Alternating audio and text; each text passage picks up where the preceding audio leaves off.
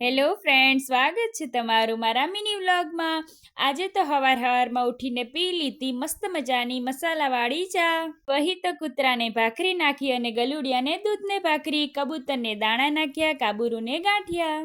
પછી તો ઘરનું નાનું મોટું કામ કર્યું. કાલ તો હે ને અમાર થોડાક સાંટા આયા હતા, તો ફર્યું તો હે ને માટી માટી થઈ ગયું હતું. પછી તો ફર્યું ધોઈ નાખ્યું. કામ કરવી એટલે ભૂખ તો લાગે ને, પછી તો પેટ પૂજા કરી. આ જુઓ, હું તો કડવો લાડવો ખાઉં. કોને કોને ભાવે હે?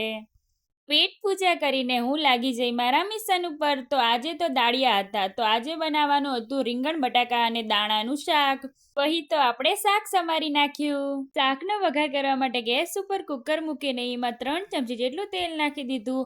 અમાર તો દાળિયા હતા એટલે મરચાં તો જોવે જ, એટલે મરચાં તરી નાખ્યા. પછી રઈ, જીરું અને હિંગનો વઘાર કર્યો. આદુ, લસણ અને મરચાંની પેસ્ટ નાખી દીધી. બધી વસ્તુ સારી રીતે ચડી જાય એટલે ટમેટા નાખી દીધા. હળદર, મરચું અને મીઠું નાખી દીધું. હવે બધી વસ્તુને મિક્સ કરી લીધું. હવે એમાં શાક સમારેલું નાખી દીધું. હવે બધી વસ્તુને મિક્સ કરી લીધું. હવે એમાં પાણી નાખીને 7 મિનિટ સુધી ચડવા દઈશું. મસ્ત મજાનું શાક તો વઘારી દીધું, પણ હવે રોટલા બનાવવાના હતા.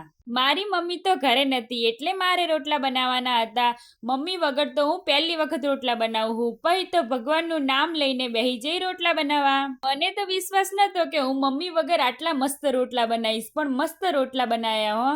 બપોરનું ખાઈને હું અને બાજીએ વાડીમાં. મન તો હે ને બાફેલી તુવેર ખાવાની ઈચ્છા થઈ હતી, તો મેં તો કીધું બા હેડો ને આપણે તુવેર વેણીએ.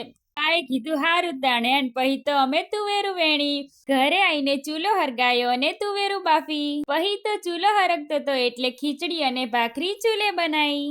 આમ આજનો દિવસ થયો પૂરો. કાલે ફરી મળીએ નવી મોજ મસ્તી સાથે. આવજો.